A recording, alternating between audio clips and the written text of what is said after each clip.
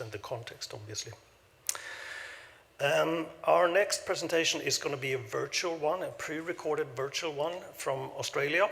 It's by Stephen Ryan, and Stephen Ryan is the principal of the leading Australian exhibition design company, Freeman Ryan Design, FRD. FRD is a Sydney-based multidisciplinary company specializing in design and creative direction for museums, exhibitions, public spaces, visitor experiences. He has worked for a wide range of major national and international clients for over 30 years, including the Australian War Memorial, the Sydney Opera House, and the Australian Museum. He has a deep commitment to and interest in maritime museums and has been a major supporter of the community-based Sydney Heritage Fleet for many years. So please join me in welcoming the virtual Stephen Ryan. Good morning, everyone. Stephen Ryan here from FRD in Sydney. My session today is going to be a bit of a discussion on what we call community support. And I'm not just talking about community support where people say, yeah, that's great. I'm talking about where you actually engage the community to come up with an outcome that works for both you as the cultural institution or attraction and the community. So, a bit of a case study. One of our clients here in Sydney, work out how to put the next slide on, there we go. The Sydney Heritage Fleet. Sydney Heritage Fleet, for those who don't know them, is a group that started in 1965. They have collected the most extraordinary collection of artefacts, working ships, working watercraft of various sizes that live on the harbour. And in some cases, those of you who know James Craig, are very successful tourist attractions that enable people to go on tours on a rather magnificent ship. So, what is the need? Just a series of questions that I asked in order to go through this presentation. The need, the Sydney Heritage Fleet has had many homes, but never a permanent home for the restoration and consistent public access. So one of the things about the Sydney Heritage Fleet is that it's always had a sort of, what would you call it, identity crisis, given that they have a wonderful collection, but they have no real home that people know about. They have a restoration facility, but most of their sort of outward view is from another institution, the Australian National Maritime Museum, which is also in Sydney, but has a different remit in terms of what it presents to the visiting public. So the ask, and sorry, this is actually one of the craft going into, this is the Boomerang, going into the Sydney, the Australian National Maritime Museum in Sydney, where it gets birthed and where it takes on visitors. One of the issues is that visitors don't know that it is the Sydney Heritage Fleet, and they don't know that it has a different remit to the National Museum. So, the ask, a new permanent home for the fleet, and the ability to generate what we call a sustainable audience. And sustainable audiences are, not to put too fine a point on it, those that go beyond the enthusiast. Those who go beyond the people who will travel the world to see a particular craft. One of the things that we do around the world is we do a lot of aviation museums, we do a lot of train museums, as well as maritime museums. And enthusiasts for all of these will travel the world to find something. They're not your sustainable audience. Your sustainable audience are the people who make up what we call the cultural tourism of a particular location. And that's what we're aiming to enable the museum to generate. Okay, so the idea, and forgive the pun here, a new museum to anchor the fleet and attract a new audience. So when we were asked to come along and look at the institution and look at how we might generate a sustainable audience, the first thing is we identified the what we would call the identity crisis. And so we came up with an identity. One of the things about Sydney Harbour is that it's a magnificent harbour. It has all sorts of activities on it. It has a lot of history on it, but it doesn't actually have a cultural institution that is focused on that harbour. So we came up with this idea, which is slightly new, different, which is to look at the harbour as a museum itself and to look at the various locations that we might take some of these historic craft in order to create a visitor experience that took up the whole of the harbour. There are many stories associated with the harbour that are a really extraordinary part of the cultural fabric of Sydney and the greater Sydney area. A lot of these stories are unexpected. We did a whole lot of research right from indigenous beginnings of the Camaragal people who live close to where we've sited the new museum HQ or portal. And then there are all sorts of other stories associated with the cultural fabric of the developing of the colony. So we've come up with the idea. Then the sell is, how do we get the Museum of Sydney Harbour and what is it going to do for Sydney and the community? And we identified it as being one of those parts, and I know this has happened all around the world. Sorry, there was a motorbike going past. It's one of those things, since the pandemic, all institutions are finding it difficult. I know lots of our friends in the United States, particularly aviation museums, found it very difficult. Some of them went out of business. Coming out of the pandemic, a lot of cities and a lot of states, a lot of municipalities are looking for ways to revitalise tourism.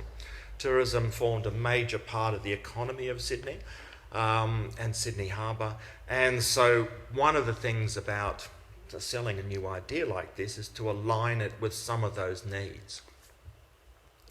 The location, amazing location. This is a place called Berries Bay. You can see it on the north side of the harbour. That's why I refer to it as Gamaragal country. There is an alignment in this location between the heritage of this place, the fleet's collection, and the community wanting to maintain access to that harbour. So there are a number of aspects to this. There is historic buildings on the site. There is a history there, both Indigenous and colonial. And some of that heritage it still exists today. And there is a current boat shed there. There are many other alignments associated with this place called Berries Bay. So, for example, the flagship of the Sydney Heritage Fleet was actually built there. Not quite at Woodley's on the other side, but it was in Berries Bay that it was actually built. So this is a unique opportunity to combine heritage preservation with cultural tourism and provide harbourside community access, facilities and activities. It is a place of very authentic cultural identity.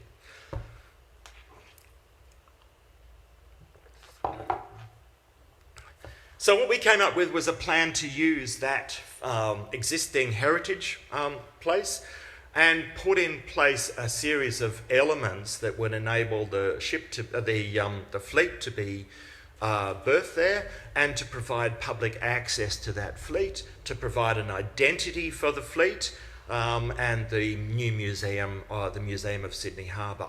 But most importantly, it enabled a public access to the foreshore. So you can see that green path is actually a public pedestrian walkway that is open all the time. There are other aspects that we engage the community with. So, for example, one of the areas that the community looked at, the local community was looking at, was things like storage for kayaks, storage for small boats. All of that has been integrated into a plan. And that plan is what we would call more than just a museum. It's actually predicated on tours. While the museum probably has some form of interpretation, some form of visitor experience, there is always an expectation of new digital visitor experiences to generate some of that broader audiences.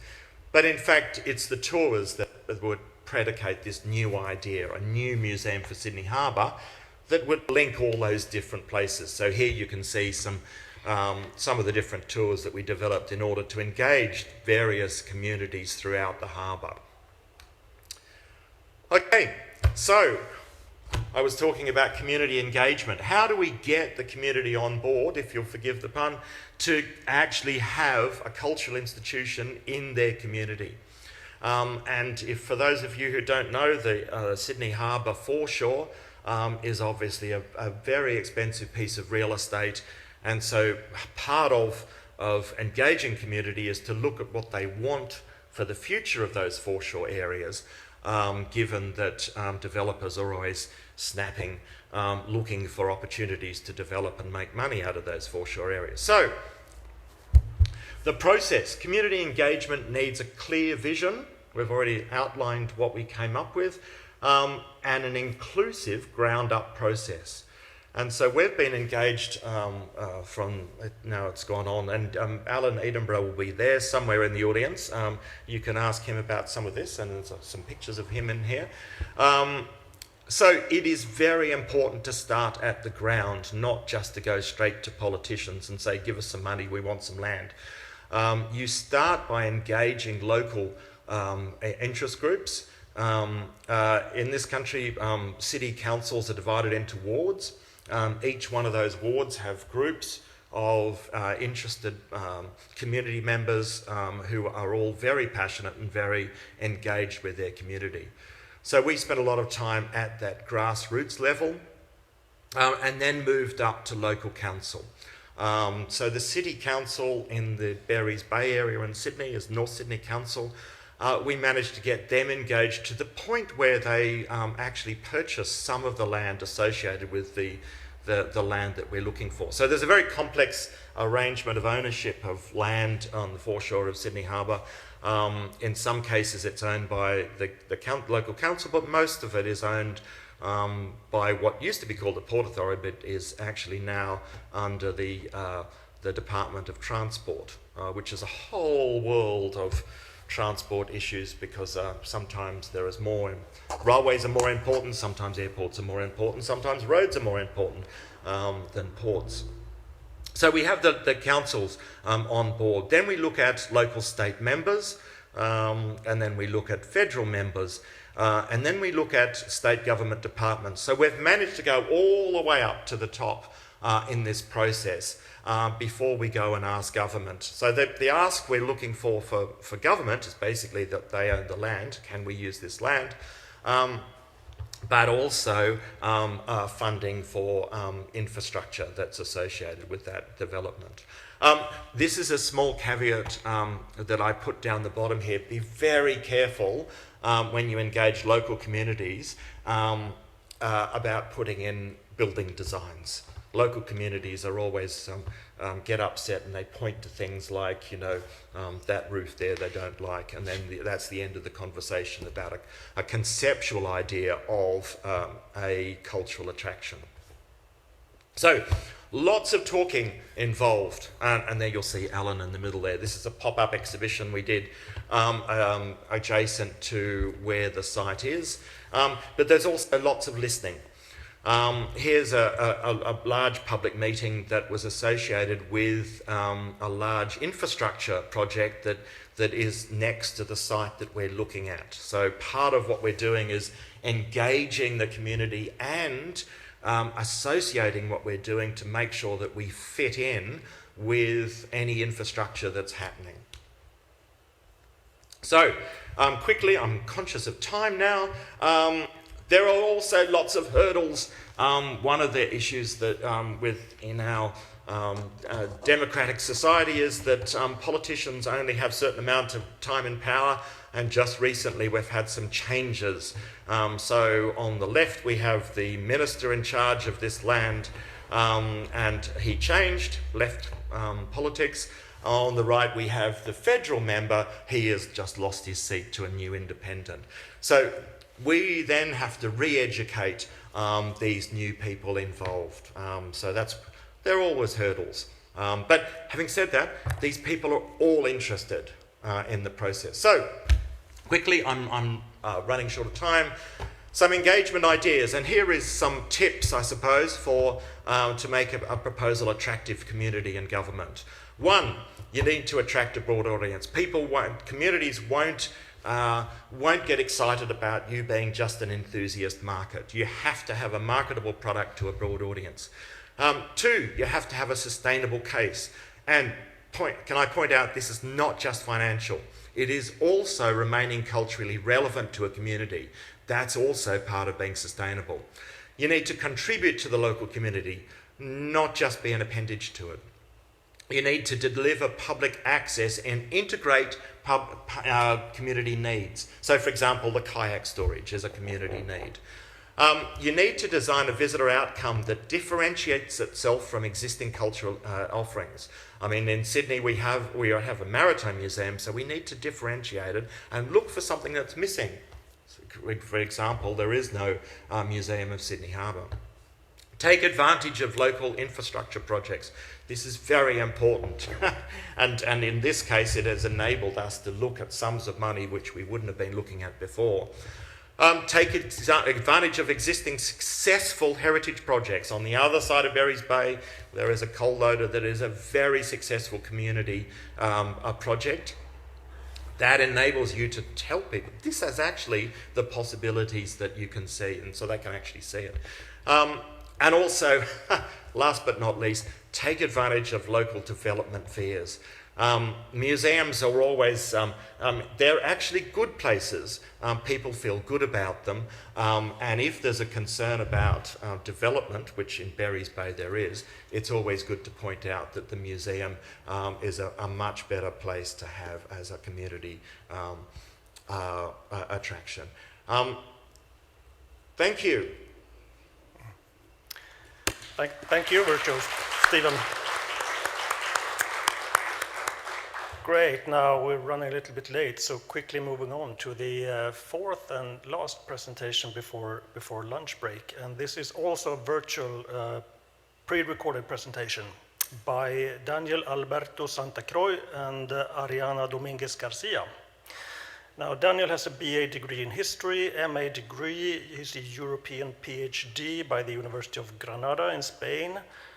Currently, he's the lecturer in Maritime Heritage and Didactics of Social Sciences of the University of the Balearic Islands.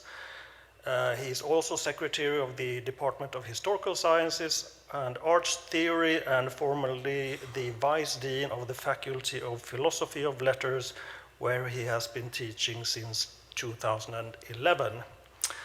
I'm sure that Ariana also has a very distinguished career, but unfortunately we haven't been able to receive her resume. Anyway, Daniel and Ariana, let's welcome them virtually. Good afternoon to everyone at Halifax. In this presentation, we are going to address the maritime elements that are present in many urban maritime spaces and the role that museums can play in its correct patrimonialization. By means of gender studies, we will focus on their characteristics and associated meanings, as well as their social impact. Last but not least, we will briefly reflect on the benefits of integrating this kind of heritage into maritime museums. So, first of all, what is silent maritime heritage? This concept refers to the wide range of ornamental and decorative elements related to the maritime world that are present in many coastal urban spaces worldwide. This material culture that depicts maritime and fishing topics can be frequently seen in many streets, squares, and promenades. Beyond this broad definition, in our opinion, it is important to highlight that silent maritime heritage does not usually incorporate patrimonial discourses explicitly designed for its correct interpretation. At best, they incorporate a sentence or a title attached to the element. Such a maritime heritage is widely accepted as a one more element of the urban seascape and generally do not seem to bother or to pose any aesthetic or ideological problem for people. However, these elements are not neutral, but rather they are material representations that through visual language and their exhibition in public spaces intentionally or subconsciously transmit multiple meanings related to the scene.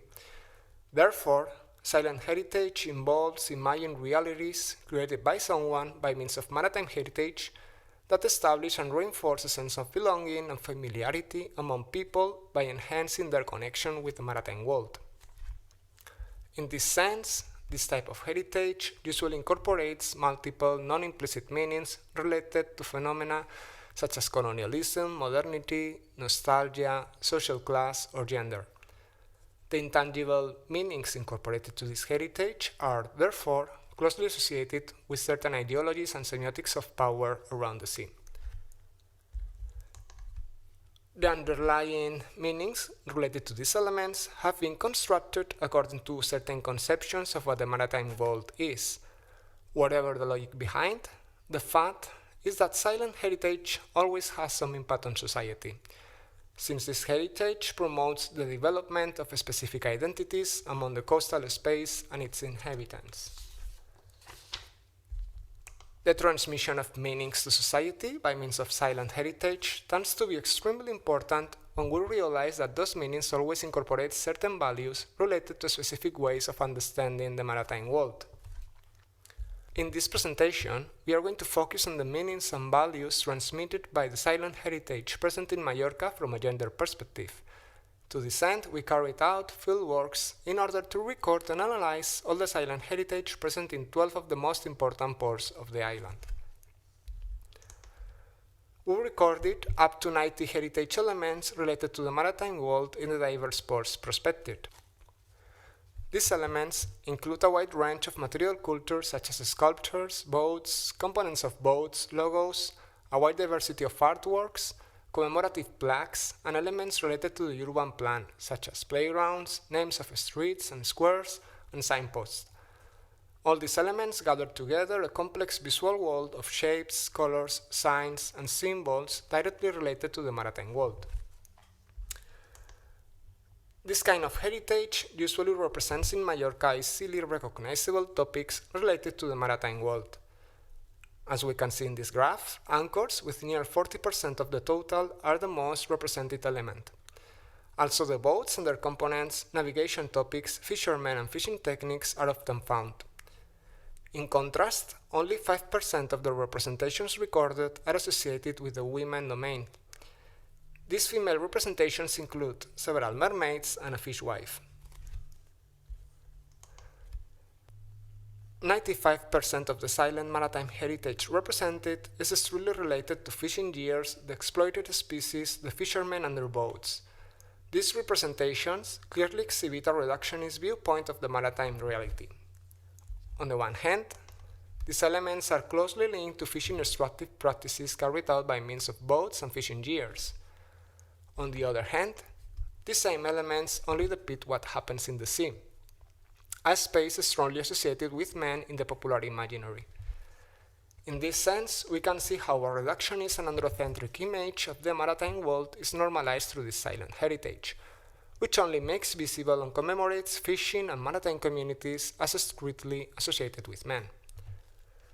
The androcentric representations of the fishing world promoted by this kind of heritage goes hand in hand with certain values. First, the productive and economical dimensions of fishing communities are emphasized over the social and reproductive phenomena. Second, special importance is given to the technical dimension of fishing material culture without considering its social dimension. Third, men's public spaces, as the sea and the ports, are highly valued, while the link between fisheries and terrestrial and domestic spaces associated with women is denied. Women are therefore absent or normalized as a passive factor, deeply sexualized and alien to the fishing world. In contrast, men are conceived as the main active agent of fishing communities. The role of women in fishing communities is then highly marginalized by silent heritage. In the best case, this type of heritage promotes a popular imaginary related to the myth of the mermaids or the women who wait at the port for the arrival of fishermen. However, women have been a key agent in the social and economic development of many fishing communities worldwide. In Mallorca, they have been carrying out multiple productive activities. Women fish, transport and market the fish, make and repair nets and other fishing gears, and are in charge of the domestic context. In other words, we cannot refer to them as women who simply wait. Following this interpretation, it must be considered that the current silent maritime heritage does not represent the whole picture of the fishing communities and can be even offensive for certain groups. It is interesting to point out that these maritime elements closely related to a certain way of conceiving the sea are also the ones represented in the playgrounds available in many coastal villages of Mallorca. In these childhood learning spaces, where children learn from an early age what the maritime world means, it is common to find elements such as boats, lighthouses, or fish. The only female representation recorded consists of a hypersexualized blonde mermaid who stands on a ship's figurehead. Silent elements are located mainly on the coastal promenades of the cities and villages. Likewise, many of these elements are often associated with marinas and nautical clubs. A lower number can be found in urban squares and roads, mainly roundabouts and intersections located at the entrance and exit of the coastal towns. Silent maritime heritage can be seen in these public places without barriers or visual impediments. In these spaces, the silent heritage is publicly and daily exhibited, thus contributing to the configuration of the seascape, promoting a certain maritime atmosphere and continuous enculturation. A dialogue takes place here between a close and well-known physical reality and a constructed reality represented by means of silent heritage. As a final reflection, we can point out that silent heritage, due to its relationship with physical reality and its daily and public basis, plays a key role as a transmitter of certain meanings and values related to the maritime world among society. Moreover, this heritage bonds the maritime and non-maritime groups that inhabit in the coastal villages, thus promoting the development of a collective maritime identity. For these reasons, we must not ignore silent heritage, but to properly integrate it within these communities. This is where maritime museums appear on the scene. Following their educational background, museums can take advantage of this silent heritage to promote reflection among citizens regarding current maritime concepts and values. The museums can also promote the resignification of the meanings embedded in this silent heritage in order to adapt it to the changing needs of society, transcending hegemonic discourses if necessary. In addition, working with silent heritage can also be beneficial for museums, since once incorporated to the museum, they allow the generation of an open and networked museum closely connected with the seascape. In this sense, silent heritage can be a good strategy to reinforce the presence of maritime museums outside their own physical space. In the case of Mallorca, such an integration would be useful for decentralizing the Maritime Museum, which is located in the main city, and connected with the main ports of the island and their seascapes. This museographic strategy, based on the connection between museums and seascapes by means of silent heritage, allows, in turn, a greater presence of the museum in community spaces. It is therefore also an excellent opportunity for museums to connect with the residents and tourists, as well as to attract people to the museum. Finally, it must be considered that this kind of heritage is often promoted by the city councils and the nautical clubs, among other associations. In this sense, integrating silent heritage in museums can also be a good opportunity to articulate synergies between different stakeholders in order to improve maritime heritage management and a higher social impact. I think that's all. I hope you enjoyed this presentation, and many thanks for your attention.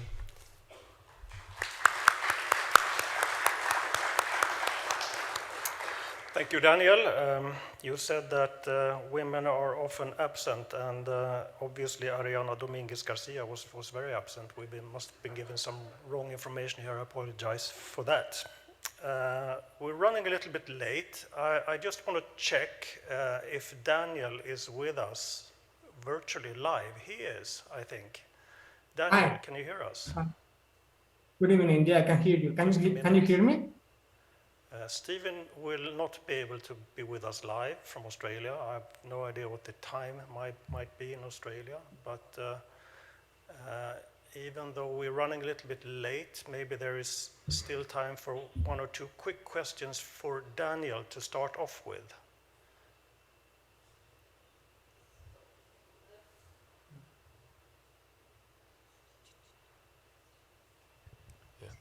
Daniel, can you hear me? Yeah. Yeah, okay, hi. My name is Joost Vogelbroek, Hong Kong Maritime Museum. Thank you very much indeed for your presentation. I guess by looking at the various manifestations of what you call silent maritime heritage, or maybe tangible maritime heritage if you'd like, I cannot but wonder that that's a process. People come with a particular idea, maybe. They look for, I guess, a public space. And the moment they look for a public space, there's a public authority that needs to acknowledge the idea, or maybe use particular criteria in order to have the idea be put in place. So what do you know about the backgrounds of the various manifestations? Because there's a huge diversity, and that you got 40% anchors might be explained by the fact that anchors are quite big. And you always need to find a space somewhere to put it, and then create some sort of a silent maritime heritage just by the sheer fact of doing it that way. That's my interpretation, but I'm sure you've done research on this. You may have much more nuanced perceptions than I ever will have. Thank you. Okay, thank you very much for this question. I guess that probably anchors are one of the preferred elements to do silent heritage related with maritime, because perhaps they are the best element that represent boats, and you cannot always take the boat to the ground just to show the boats, but anchors are easy to exhibit and to place in public spaces like squares, promenades, and places like this, and everyone is used to understand that anchors means something related to the sea, probably something so easy as that, maybe. I don't know if I answered your question properly. Yes, thank you very much. One more quick question. There is one, yeah, over here.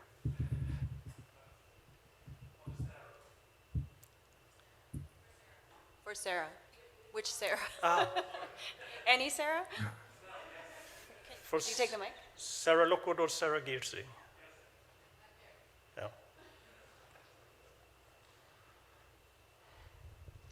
Yeah. Thank you very much for excellent presentations. I had one question for Sarah Garcia. I thought it was very important for you to stress that Denmark wasn't included in the list of colonies. And the same, of course, applies to Norway, because Norway is part of Denmark during this period, before 1814. I just want to mention that in connection with the Black Lives Matter movement 2 years ago, there was a lot of awareness a lot of discussion and awareness in Norway about the slave trade. It was very few in Norway, of course, know that there were many merchants in Norway at this time, and some were involved, or indirectly involved sometimes also, in the slave trade. And what happened then was the big discussion went to, when are you a slave trader? Is it when you have 1% shares in the company, 2%, 20%? And also the movement, and also to change all these any links to any slave trade. If it's a neighborhood in a city, if it's a city even, street names not least. There's a neighborhood in Bergen where I've come from called Møhlenpris. I'm from Bergen Maritime Museum anyway. And it has a very positive notion, this neighborhood. But Tor Møhlen, the neighbor, it's named after him. He has a direct or indirect link to slave trade.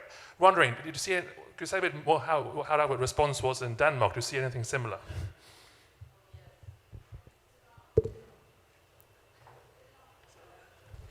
Yep. Go ahead. Yes, thank you. We do indeed see much the same sort of discussions popping up in Denmark. Should we change names? Should we tear down sculptures? Should we replace them, close down various ways of speaking? And also what we see a lot in Denmark is backlash, which I would call it, when we as museums try to change anything, really. We did, I mean, I didn't really get into that in the presentations. We did change our texts in this exhibit a little bit, just to tone down the Eurocentricity when we could. I mean, it's so tiny what you can do with just changing the text. But we did try to, for instance, change a sentence like slaves were put on the ship, and we changed it to people were forced onto the ships. I mean, just tiny little references, but just doing that would cause an enormous uproar by politicians, right-wing politicians in Denmark, who would do like writings and go out in the media and say these people at the museum, they bow to political correctness, they erase history. And there's a lot of erase history discourse going around. And we at the museum, of course, say, but an exhibition is never permanent. It's an interpretation of history and the past, but it's never like the final one, and it's not gonna stay that way forever. And it's ridiculous, really, but these discussions tend to flare in that direction in Denmark too, and it's very difficult for a museum to even work with it without getting that kind of backlash. Great, thanks. I'm afraid we're going to have to cut it short there. We're a little bit late. Thank you, Daniel, for your presentation, and thank you for being with us live. I'm sure that Sarah Gearsing and Sarah Lockwood are perfectly happy with taking questions during the lunch break from the audience. So let's finish off by giving them all a big round of applause. Thank you very much. Thank you very much.